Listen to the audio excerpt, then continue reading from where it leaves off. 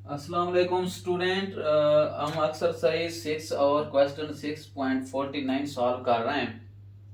देखिए student, A B and C take the turn in throwing a die for a prize to given to the one how fast obtain a 6, यानी कि fast के जो हमारे पास आना चाहिए यानी कि 6 आना चाहिए।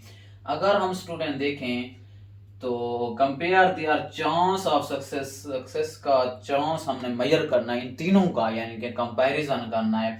अब हमें क्या कैसे पता चलेगा, क्योंकि कंपेयर जब आ जाता है कि एक चीज का तो कंपेयर नहीं करना, क्योंकि तीनों का कंपेयर करना होगा। ए की प्रोबेबिलिटी फाइंड करेंगे, बी की और सी की, फिर उनमें से हमने बताना है कि कौन सी सक्सेस प्रोबेबिलिटी है, यानी कि इनको कंपेयर करके दिखाएंगे। अभी देखें स्टूडेंट, एक हमारे पास डाइस को थ्रो किया गया, यानी कि उसकी सिंपल स्पेस हमारे पास जो होती है 1 2 3 4 5 और 6 होती है। उसके बाद हम प्रोबेबिलिटी किसके हो, जो फर्स्ट ऑब्टेन 6, यानी कि मैंने प्रोबेबिलिटी ऑफ अगर 6 की अगर फाइंड करूं तो देख लें कि इसमें कितना है, हमारे पास टोटल कितना है 1 है, तो 6 कितनी टाइम आ रहा है, यानी कि एक टाइम आ रहा है, तो 1/6 हो जाएगा। अच्छा, और प्रोबेबिलिटी, एक तो सक्सेस प्रोबेबिलिटी होती है, जब सक्सेस प्रोबेबिलिटी इधर भी गिवन है आपको आइडिया हो जाना चाहिए। उसके बाद आपकी फेलियर प्रोबेबिलिटी होनी है, यानी कि नॉट 6 की प्रोबेबिलिटी जब हम फाइंड करेंगे तो 1 - 1/6 लिखते हैं। तो क्या करेंगे, काम हमारे पास 6 आ जाएगा, 6 माइनस क्या आ जाएगा 1, यानी कि 5/6, यानी कि ये फेलियर प्रोबेबिलिटी आ गई है। अब हम चलते हैं साहब, इस क्वेश्चन को अगर हम सॉल्व करेंगे टेबल के फॉर्म में इसको करते हैं। देखिए मैं एक टेबल बना लेता हूँ, इसको मैं लिख लेता हूँ प्लेयर, जो हमारे पास प्लेयर हैं उनको लिख लेते हैं। उसके बाद हम लिख लेते हैं condition, condition to when, when करने की कंडीशन क्या है, यानी कि व्हेन वही करेगा जो सक्सेस प्रोबेबिलिटी मतलब उसकी फाइंड करनी है ना, इसलिए हमने कहा है कंडीशन टू व्हेन। तो हम जो 1/6 यानी कि प्राइस को हम कौन व्हेन करेगा उसकी प्रोबेबिलिटी। अब हमारे पास कंडीशन टू व्हेन लिखेंगे, उसके बाद प्रोबेबिलिटी लिख देते हैं।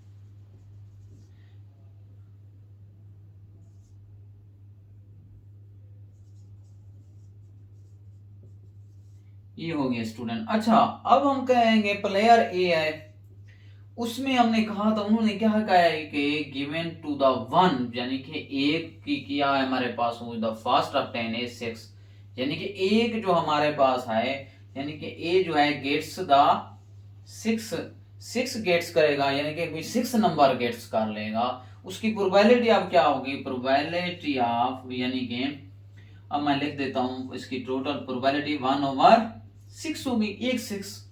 उसके बाद मैं बी प्लेयर पे जब आऊंगा तो बी पे आ रहा हूं तो ए तो फेल होना है। देखो सक्सेस प्रोबेबिलिटी होती है तो उसमें फेलियर प्रोबेबिलिटी मस्ट होती है, तो अब एक फेल होगी तो दूसरी आएगी।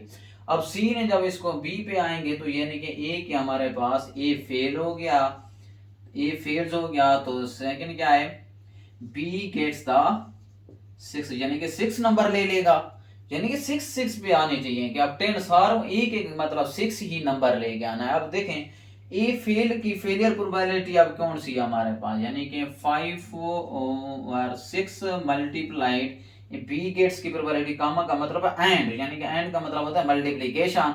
और बी गेट्स द 6 का मतलब है 1/6, यानी कि 6 इसमें एक आए तो उसे 1/6 लिख देंगे।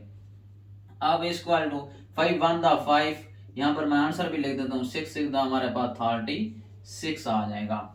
अब स्टूडेंट जब हम सी प्लेयर पे आएंगे, सी पे आएंगे तो हम क्या करेंगे, ए यहाँ पर ए भी फेल हो जाएगा और इसमें बी भी फेल हो जाएगा।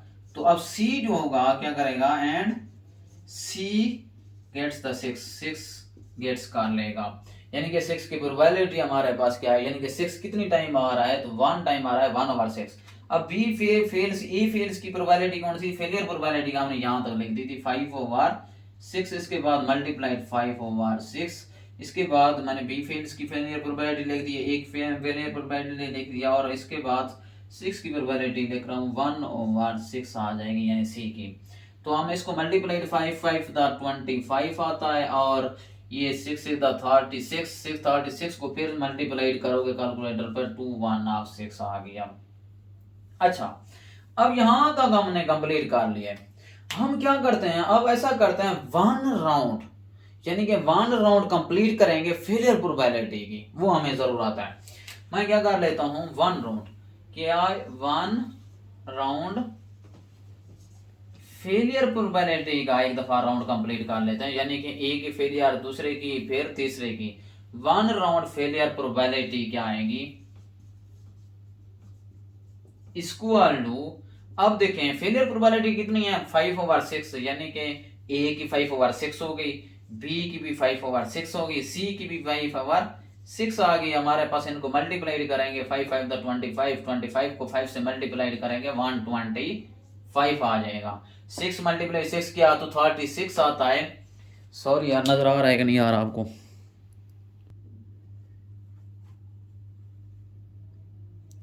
अच्छा स्टूडेंट, अब देखो मैंने one round the failure probability लिखा था कि हमारे पास एक राउंड में कितनी फेलियर प्रोबेबिलिटी आनी है, यानी कि ए की हम लिखते हैं फेलियर प्रोबेबिलिटी 5/6, बी की लिखेंगे तो 5/6, सी की लिखेंगे 5/6। हमने इसको कंप्लीट कर लिया। अब सो इसलिए क्या हमारे पास, यानी कि हम क्या कर लेते हैं, वन माइनस, यानी एक में से ये वाली हमारे पास ये सॉरी 216 आ जाएगा। 6 मल्टीप्लाइड किया 36, 36 को मल्टीप्लाइड 6 से करेंगे तो आप कैलकुलेटर पे कर देते हैं 216 आ जाएगा। अब यही जो वन फेलियर प्रोबेबिलिटी थी, इसको वन में से माइनस कर देंगे, 125 - 2/6। अब मैं क्या करूंगा, एलसीएम क्या आ जाएगा, 2/6, 2/6 - 125। अब क्या करते हैं स्टूडेंट, अब यही है कि हमारे पास 216 - 125 में से माइनस कर लेते हैं कैलकुलेटर पे, तो देख लेते हैं क्या हमारे पास आना चाहिए। देखें 216 माइनस करेंगे 125 तो 91 आता है। 91 2/6 ईच प्रूफ नो। अब यही लिखेंगे नो, जो हमारे पास probability, this probability divided by no each of round, यानी कि ईच ऑफ राउंड डिवाइडेड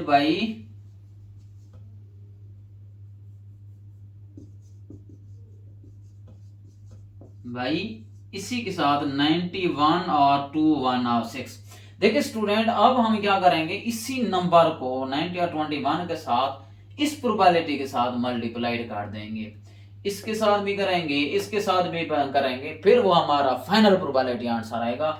अब मैं ये टेबल रेस कर गए, मैं दूसरी एक टेबल बनाता हूं, वहां पर जाके इसको हम सिंप्लीफाई कर लेते हैं और आंसर निकाल लेते हैं।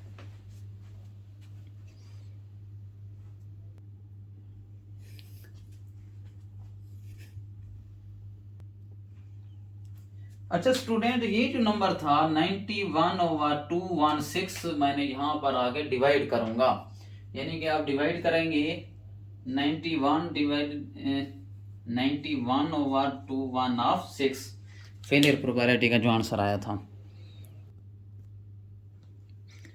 अच्छा स्टूडेंट, यही हमारे पास जो फेलियर प्रोबेबिलिटी का जो आंसर आया था 91/216।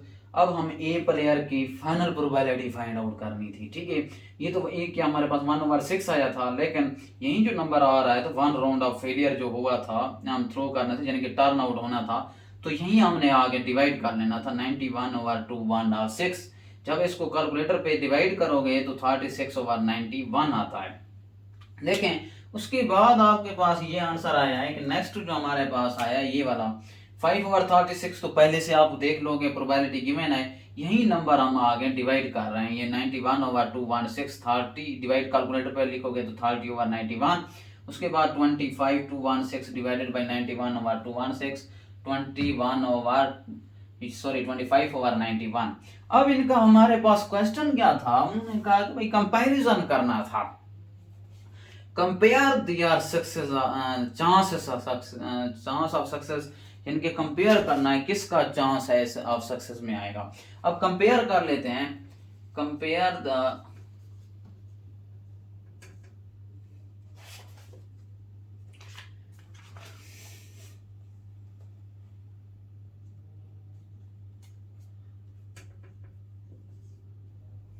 कंपेयर दियर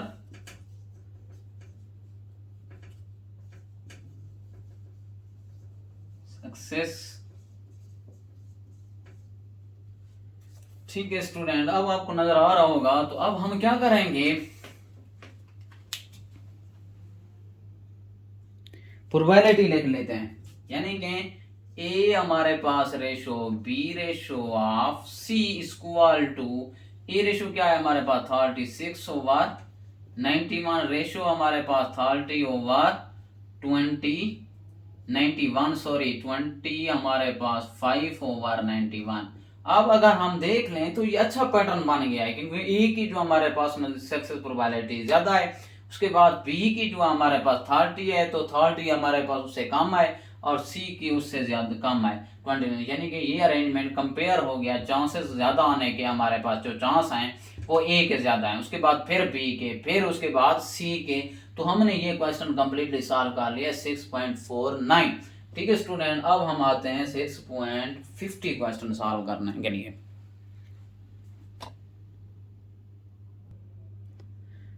अच्छा स्टूडेंट, अब हम क्वेश्चन 6.50 सॉल्व कर रहे हैं। First bag contain the 4 white balls. Next हमारे पास 3 क्या है, ब्लैक बॉल्स है। सबसे पहले हम बैग 1 लिखेंगे। बैग 1 में हम लिख लेंगे कितनी बॉल्स है हमारे पास, 4 वाइट बॉल। वाइट बॉल्स लिख लेता हूं, वाइट बॉल्स इक्वल टू, वाइट बॉल W से रिप्रेजेंट करते हैं, W1 इक्वल टू 4 लिखूंगा। नेक्स्ट हमारे पास है ब्लैक बॉल्स। ब्लैक बॉल्स हमारे पास कितनी हैं, इक्वल टू, उसको B1 से रिप्रेजेंट कर दूंगा, 3 आए तो 3 लिख देता हूं, ये हमारे पास हो गई है। नेक्स्ट हमारे पास सेकंड बॉल, लेकिन इसको मैं टोटल बॉल्स लिख लेता हूं, टोटल बॉल्स इक्वल टू 3 + 4 7 हो जाता है। नेक्स्ट हम देखते हैं स्टूडेंट, अब हम बैग 2 लिखते हैं। बैग 2 आ गया। फर्स्ट हमारे पास यानी कि व्हाइट बॉल्स हमारे बैग 2, सेकंड बैग इसको कहेंगे, सेकंड बैग यानी कि बैग 2, तो contain the 3 white balls and 5 black balls. अब हमारे पास white balls equal to W2 कह देंगे इक्वल टू 3 के साथ। उसके बाद नेक्स्ट है black balls equal to B2 equal to क्या कह देंगे, 5 के साथ लिख देंगे। उसके बाद नेक्स्ट हमारे पास आ गया student 1 ball is drawn from the, अब इसकी टोटल बॉल्स लिख लेता हूं, टोटल बॉल्स इक्वल टू 3 + 5 क्या आ जाता है, 8 हो गया। नेक्स्ट हम क्या करते हैं, हाँ अब एक कंडीशन आ गई, इस चीज का आपने ख्याल रखना है।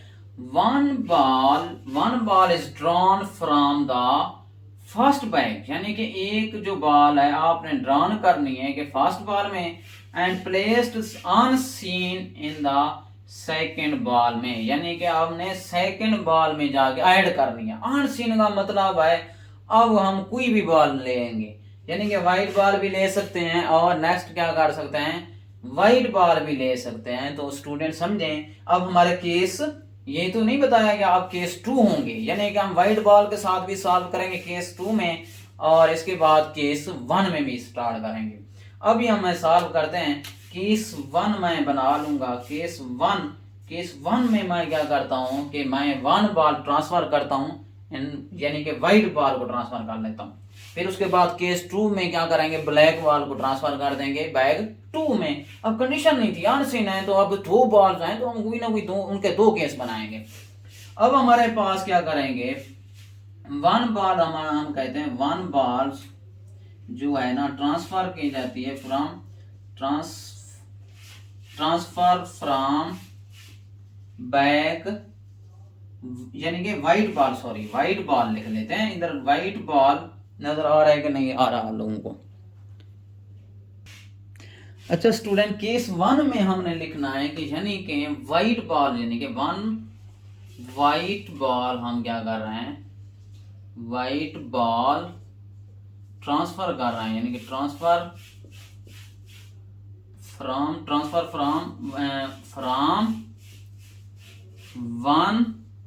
ट्रांसफर फ्रॉम, यानी कि बैग 1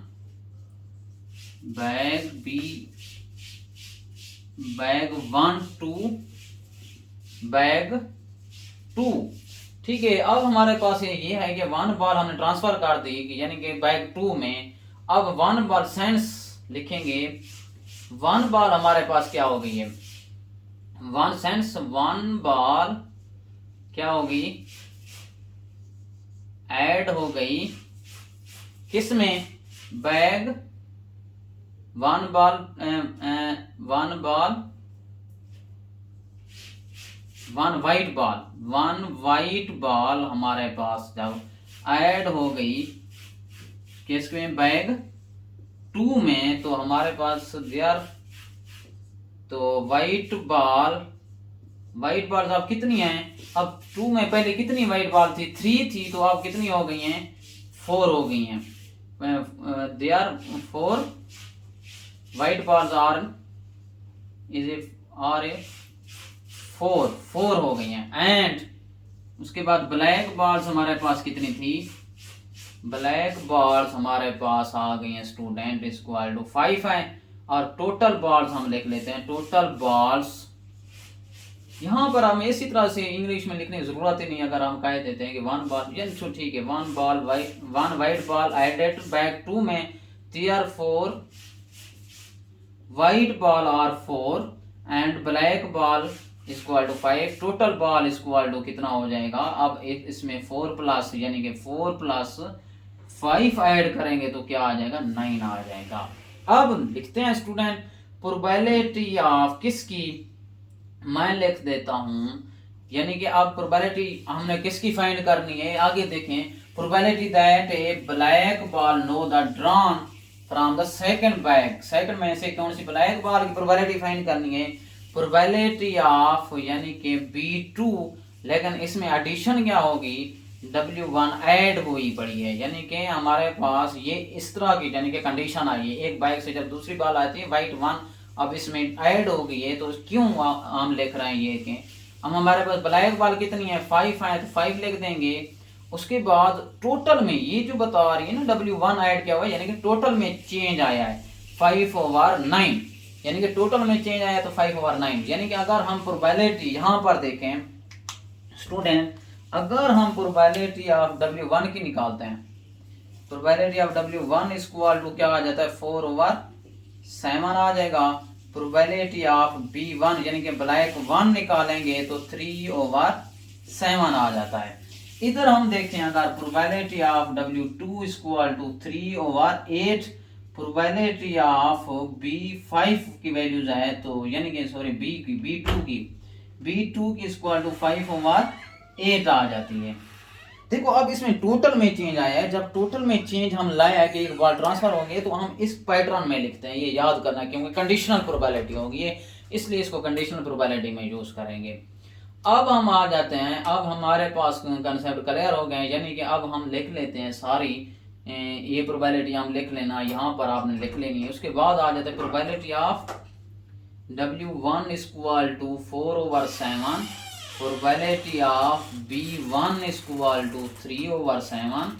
सॉरी इसको बाद में चलो लिख लेते हैं, अभी फिलहाल हम क्या करेंगे, केस 1 हो गया, केस 2 फाइंड करेंगे। अब हम केस 2 में क्या करेंगे, केस 1 में 1 वाइट बॉल हमने ट्रांसफर की थी तो हम उसमें टोटल लिख देंगे। अब क्या करेंगे, 1 ब्लैक बॉल हमने क्या कर रहे हैं, अब 1 ब्लैक बॉल्स ट्रांसफर कर रहे हैं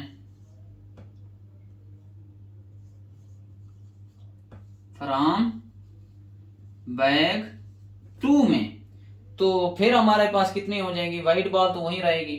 अब इसमें कौन सी एडिशन हुई है, वाइट बॉल 2, यानी कि W2, यानी कि इसको लिख लेंगे प्रोबेबिलिटी, डायरेक्ट प्रोबेबिलिटी लिख सकता हूं मैं, या आप ऐड कर रहे हैं टोटल में तो वैसे चेंज आ गया, यानी कि टोटल भी चेंज हो गया। सेंस लिख लेते हैं, चलो सेंस 1 ब्लैक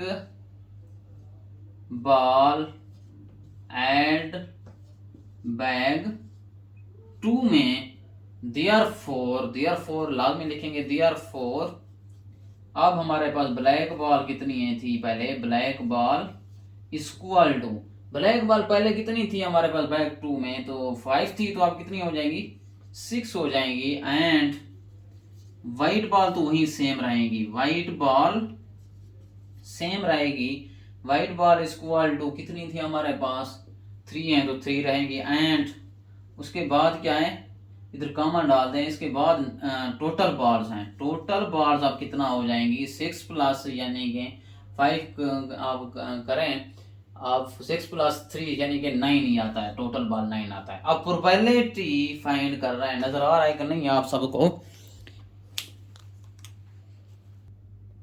सॉरी आपको नजर नहीं आ रहा था कि मैंने वही पैटर्न लिखा है, केस 2 हमने कहा था फाइंड करेंगे, केस 1 भी करेंगे, एक बार ऐड हो गए तो उसमें टोटल में थोड़ा सा हमने तब्दीली बताना था, ये इंग्लिश में थोड़ा बहुत लिखना था। अब हमारे पास स्टूडेंट आ गए since 1 black ball is add bag 2 में, अब इसकी प्रोबेबिलिटी क्या आएगी, प्रोबेबिलिटी यानी कि अब B2 की प्रोबेबिलिटी यानी कि ब्लैक की फाइंड करनी है, और इसमें ऐड क्या करेंगे B1 यानी कि अब B1 हमने ब्लैक 1 ऐड कर रहे हैं तो उसमें ये प्रोबेबिलिटी क्या बन रही है स्टूडेंट, अब हमारे पास कितनी होगी ब्लैक 6/9 आ जाएगी। अब हमारे पास ये चीजें आ गई हैं, अब हम दोबारा चलते हैं मेन क्वेश्चन पे। अब हम क्या करेंगे, probability no the drawn second bag as black की प्रोबेबिलिटी का फार्मूला बनाते हैं, तो ये चीजें हम ऐड कर देंगे। देखें स्टूडेंट अभी हम इसको सॉल्व करते हैं।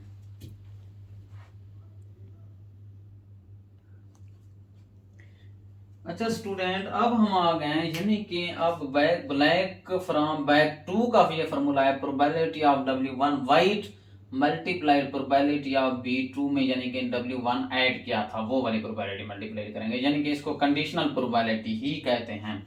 उसके बाद plus probability of B1 multiplied, क्योंकि ये B1 होगा तो प्रोबेबिलिटी ऑफ B2 और ब्लैक 1 के साथ, यानी कि ये भी ब्लैक 1 की आएगी, ये वाइट 1 भी एक दफा आएगी, तो इसमें भी ब्लैक 1 आ चुकी है, यानी कि इसमें कंडीशनल प्रोबेबिलिटी ही लगानी थी क्योंकि ऐड हो रही थी, इसको इसलिए सॉल्व करना था। इसका ये मतलब है ब्लैक फ्रॉम बैक 2। अब आ जाते हैं प्रोबेबिलिटी ऑफ W1 की कौन सी थी, ये हमने इधर लिख ली थी, क्या है 4/7 multiplied probability of B2 well, ये आपको नजर नहीं आ रहा तो मैं आपको दिखाता हूँ, लेकिन अभी फिलहाल इसकी जगह छोड़ देते हैं, फिर प्लस लिखते हैं प्रोबेबिलिटी ऑफ B1 यानी कि 3/7 मल्टीप्लाइड। अब इस प्रोबेबिलिटी ऑफ B2 B1 की B2 W1 की दिखाता हूँ, उसमें आगे वैल्यूज पुट आउट कर लेते हैं।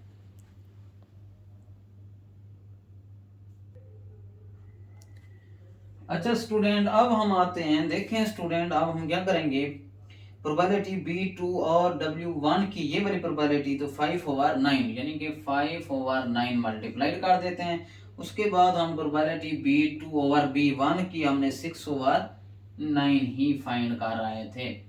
अब क्या करेंगे 4 5 था हमारे पास 29 और 7 6 था 63 आता है, फिर 3 6 था 18 और 6 9 7 6 था 63। अब 63 हमारे पास एलसीएम आ जाता है 20 प्लस 18। अब हम इसको ऐड करेंगे यानी कि 8 और 38 और 63, ये हमारे पास इसका आंसर आ गया। हम 6.50 क्वेश्चन सॉल्व कर लिया है। नेक्स्ट हम 6.51 सॉल्व करते हैं।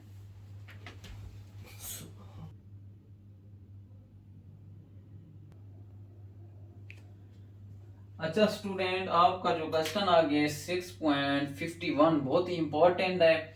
आप देखते हैं from A bag contain the 4 white bars. देखिए हमारे पास एक बैग है यानी कि उसमें क्या है 4 वाइट बाल्स हैं। वाइट बाल्स कितनी हो गई हैं, यानी कि 4 हो गई हैं, और ब्लैक बॉल्स 5 हैं। ब्लैक बॉल्स इक्वल टू 5 के साथ ड्रॉन बॉल आ गया, drawn at random drawn ball हमारे पास आ गई है, ड्रॉन बॉल इक्वल टू 2 के साथ। अब टोटल बॉल्स हमारे पास कितनी हो गई, टोटल ये ऐड करनी है, ये ड्रॉन बॉल नहीं ऐड करनी। 5 + 4 क्या आ जाता है 9 आ जाता है। देखें अब हमने प्रोबेबिलिटी फाइंड करनी है किसकी, दे आर सेम कलर, यानी कि दोनों सेम कलर होने चाहिए, उसकी प्रोबेबिलिटी हमने फाइंड करनी है। प्रोबेबिलिटी ऑफ क्या हमारे पास they are both are same colours. अच्छा बोथ आर सेम कलर, अब हम इसको लिख सकते हैं प्रोबेबिलिटी या तो 2 वाइट होंगी बोथ वाइट होंगी, और या बोथ, क्योंकि बोथ मतलब दोनों की सेम कलर होने चाहिए, सेम होगी तो दोनों फिर वाइट होंगी या दो ब्लैक होंगी। इसमें कंडीशनल प्रोबेबिलिटी मतलब यूज हो रही, और वाला ऑप्शन जरूर आएगा। बोथ हमारे पास क्या आ जाएगी, ब्लैक आ जाएगी। अब हमारे पास क्वेश्चन है कि इसको फाइनल कर लेते हैं। इक्वल टू, या इधर इक्वल टू लिख दो।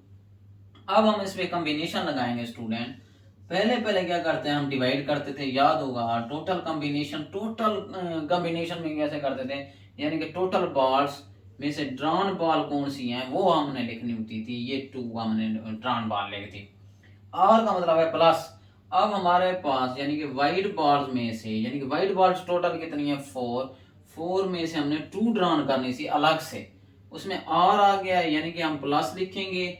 उसके बाद हमारे पास कितनी बॉल हैं, ब्लैक बॉल्स हमारे पास हैं 5, 5 में से 2 ही ड्रॉन करने हैं। तो देखें स्टूडेंट, अब डायरेक्ट मैंने पहले भी कह चुका हूँ हर एक क्वेश्चन में, भाई आपने शिफ्ट लगाना है, कैलकुलेटर पे शिफ्ट लगाओगे, उसके बाद डिवाइड पे लगाओगे। 4 शिफ्ट 2 करोगे तो आपके पास कैलकुलेटर आंसर दे देगा। शिफ्ट डिवाइड पे जाओगे, 2 कॉम्बिनेशन का ये क्वेश्चन है तो 6 आ जाता है। 6 प्लस इसी तरह 5 यहाँ लिखोगे। अब यहाँ पर मैं लिख लेता हूँ 5 और 2 की, इसमें हम आपके पास वो कैलकुलेटर आंसर दे देगा 10, आपका 10 आंसर आ जाएगा। 9 और 2 यानी कि आप इधर मैं 9 लिख देता हूँ, इधर 2 लिख देता हूँ, आपके पास कैलकुलेटर आंसर दे देगा 36, 36 आ जाएगा। और 6 प्लस 10 क्या होता है, 16/36 के साथ।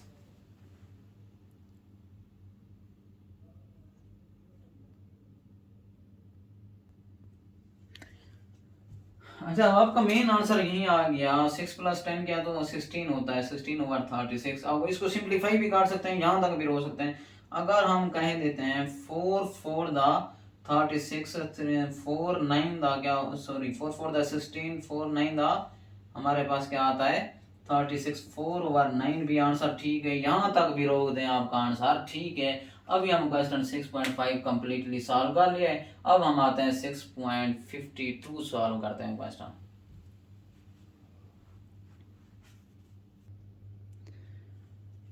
अच्छा, क्वेश्चन 6.52 ही क्वेश्चन सॉल्व कर रहे हैं हम। अच्छा, अब स्टूडेंट सबसे पहले मेंशन किया गया है 3 ग्रुप्स, यानी कि 3 ग्रुप्स हैं, तो हमें क्लियर कर लेना चाहिए। हम ग्रुप 1 लिख लेते हैं, ग्रुप 1 उसका डेटा लिख लेते हैं। Of children contain the respectively का मतलब ये होता है कि पहला जो ग्रुप है वो जो पहली वैल्यूज आई, यानी कि फर्स्ट की ग्रुप 1 की होंगी, यानी कि 3 गर्ल्स एंड 1 बैग, ये किसकी आ गई हैं, ये बैग 1 की हमारे पास वैल्यूज हैं। उसके बाद 2 गर्ल्स एंड 2 बॉयज, ये किसकी हमारे पास वैल्यूज आ गई, बैग 2 की। अब 1 गर्ल्स एंड 3 बॉयज, ये हमारे पास ग्रुप 3 की वैल्यूज आ गई हैं। अब ग्रुप 1 में मैं लिखता हूँ गर्ल्स हमारे पास क्या है, गर्ल्स इक्वल टू, यानी कि मैं G1 का नाम दे देता हूँ ताकि बाद में कंफ्यूजन ना हो। इक्वल टू 3 आ गई है, यानी कि ग्रुप 1 की, G1 का मतलब गर्ल्स 1 ग्रुप 1। उसके बाद आ जाता हूँ जी, हमारे पास बॉयज हमारे पास हैं, बॉयज हमारे पास कितने हैं, यानी कि 1 बॉयज है, तो यानी कि बॉय B1 का नाम दे देता हूँ। इसको क्या नाम दे दें, इसकी इक्वल टू 1, यानी कि 1 है। अब ये क्लियर हो गया। ये हमारे पास फर्स्ट ग्रुप था, ये अब सेकंड पे आ गए, तो सेकंड ग्रुप का डाटा लिखते हैं। ग्रुप 2 यहाँ पर लिख लेता हूँ। अब हमारे पास गर्ल्स हमारे पास कितनी हैं, इसको G2 का नाम दे देता हूँ। इक्वल टू हमारे पास गर्ल्स 2 हैं तो 2 लिख लेते हैं। अब हमारे पास बॉयज, बॉयज कितने हैं, यानी कि B2 नाम दे दूंगा, तो हमारे पास 2 हैं तो 2 लिख देता हूँ। अब मैं आ जाता हूँ ग्रुप 3 पे स्टूडेंट, ग्रुप 3 पे लिखता हूँ। अब हमारे पास ग्रुप 3 में 1 गर्ल्स है, यानी कि गर्ल्स हमारे पास कितनी आ गई हैं, equal to G3 equal to 1। अब 3 बॉयज हैं, यानी कि बॉयज हमने लिख देने हैं B3 इक्वल टू 3 के साथ। अच्छा, उसके बाद स्टूडेंट हम इसका टोटल लिख देते हैं। टोटल अगर इधर मेंशन है तो चिल्ड्रन चिल्ड्रन लिख देते हैं, एक एक को लिख देते हैं। उसके बाद चिल्ड्रन क्या हो जाएगा, ये 3 + 1 क्या आ जाता है 4। इसका टोटल आप लिख लेते हैं, सिर्फ टोटल आप इधर लिख दो। इधर हम चिल्ड्रन मेंशन कर गए तो कोई इशू नहीं है, उनको पता चल गया भाई टोटल ये भी चिल्ड्रन है। 2 + 2 क्या हो गया 4 हो गया। इसके बाद भी टोटल हमारे पास कितने हो गए, 1 + 3 क्या हो गया 4 हो गए। यहाँ तक हमने स्टूडेंट क्वेश्चन को सॉल्व कर लिया है, यानी कि हमने गिवन डेटा था। अब हम अलग अलग प्रोबेबिलिटी भी फाइंड कर लेते हैं, कोई इशू नहीं। प्रोबेबिलिटी ऑफ G1 की हमारे पास क्या आ जाएगी 3 ये favourable outcome divided by total outcome यानी कि 4 हम लिखते हैं। प्रोबेबिलिटी ऑफ B1 की मैं अगर फाइंड करूं तो 1/4 आ जाएगी। अच्छा, इसके बाद नेक्स्ट हम आ जाते हैं, इसकी प्रोबेबिलिटी स्टूडेंट फाइंड कर लेता हूँ। बी हमारे पास G2 की इक्वल टू 2 आ गया। प्रोबेबिलिटी ऑफ B2 की हमारे पास 2 क्यों आ गया 2 डिवाइडेड बाई 4 आ जाएगा। ठीक है, टोटल हमारे पास 4 है। अब B2 की प्रोबेबिलिटी भी 2/4। उसके बाद नेक्स्ट आ जाते हैं ग्रुप 3 में।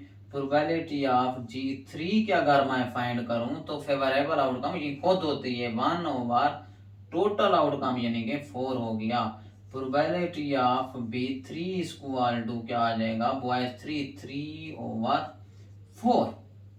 अब इसमें आते हैं स्टूडेंट, दोबारा हम क्या करते हैं, इनमें ये था कि 1 बॉल जो है ना 1 चाइल्ड इज सिलेक्टेड है random from each group, her group में से एक हमने सिलेक्ट करना है, यानी कि कोई भी से उठा सकते हैं चाइल्ड को। यानी कि सिलेक्टेड हमारे पास चिल्ड्रन एक है तो इक्वल टू 1 लिख देते हैं। अच्छा, उसके बाद हमने किसकी प्रोबेबिलिटी फाइंड करनी है ये चेक करना है। Find the chance that are selected group comprises of 1 girls and 2 boys हैं। देखें स्टूडेंट, हमारे पास अब केस 3 बनेंगे, क्योंकि कंप्राइजेस का जब वर्ड आ जाता है या कंपैरिजन का वर्ड आ जाता है वहां पर हम केस बनाते जरूर हैं। अब हम इसमें 3, क्योंकि 3 ग्रुप आए तो 3 केस बनेंगे। यहाँ वहां 1 गर्ल्स करेंगे, उसके बाद 2 बॉयज करेंगे, हर एक केस के रेलिवेंट। अब मैं इसको रेस करके यहाँ पर केस बनाता हूँ, क्योंकि यहाँ पर हमने इसको सॉल्व कर, यहाँ नीचे से हम भी केस बना सकते हैं, तो इधर से भी सॉल्व करना शुरू कर लेते हैं। केस 1 लिखते हैं।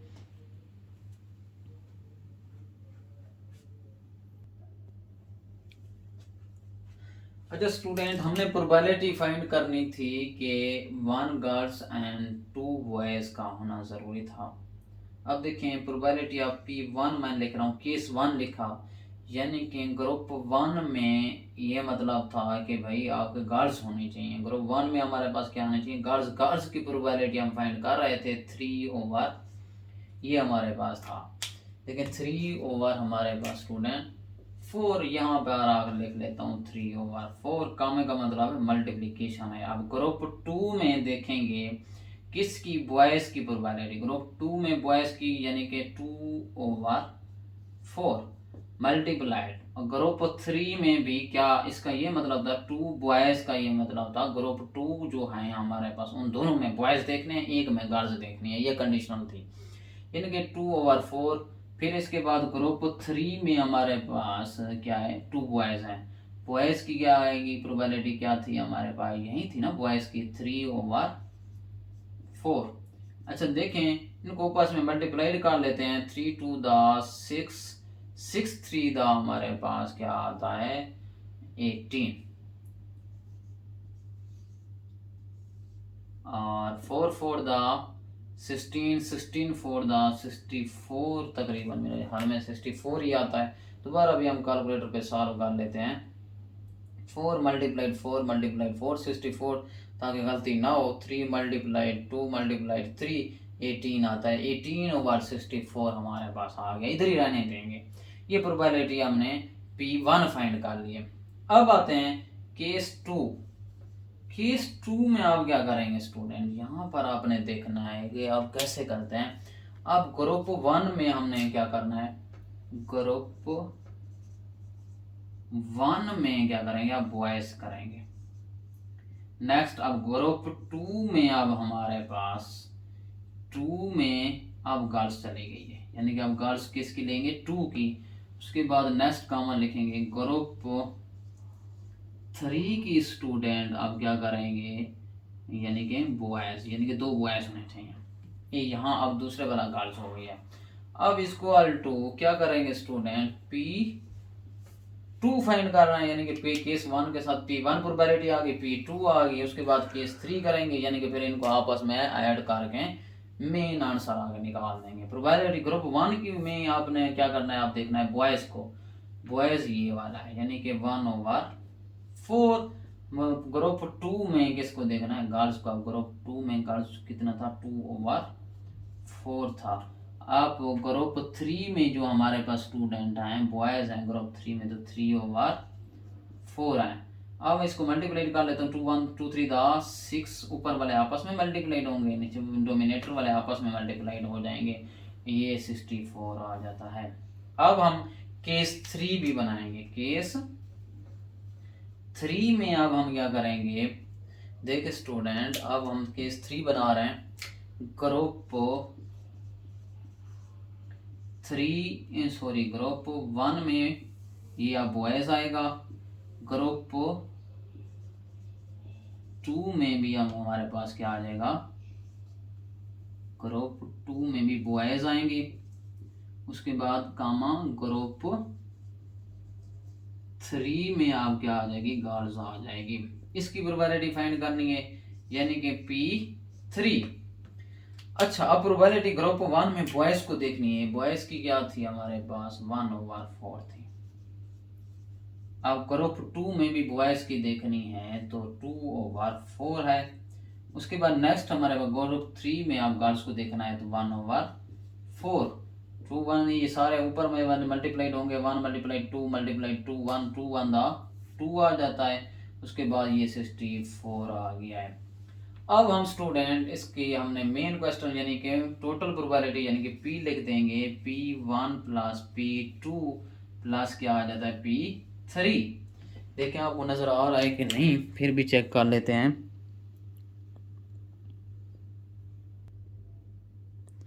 अच्छा स्टूडेंट, अब हम इनको ऐड कर लेते हैं। देखो 18/64 प्लस क्या लिख दूंगा, 6/64 प्लस क्या लिख दूंगा, 2/64। 64 हमारे पास एलसीएम आ गया। अब ये आता है 20/64। ठीक है, अब 18 + 2 क्या 20 हो गया, 26, यानी कि 26/24। अब ये आ जाएगा 1 2 1 2 2 3 6 2 3 6, यानी कि 2 4 यानी कि आपके पास आंसर जो आया है इसकी प्रोबेबिलिटी का, यानी कि अब इधर लास्ट में लिख देना है 13/32। अब 13/32। ठीक है, ये हमने क्वेश्चन 6.52 सॉल्व कर लिया है। इंशाल्लाह नेक्स्ट वीडियो में हम 6.53 से सॉल्व करेंगे। बेस्ट है, अल्लाह हाफिज़। अच्छा स्टूडेंट, इधर अब लिखने की ज़रूरत नहीं है, तो बस वहाँ पर लास्ट में आपको नज़र आ रहा है, तो यानी कि 13/32 आपका आंसर है, ये मेन आंसर है। अल्लाह हाफिज़।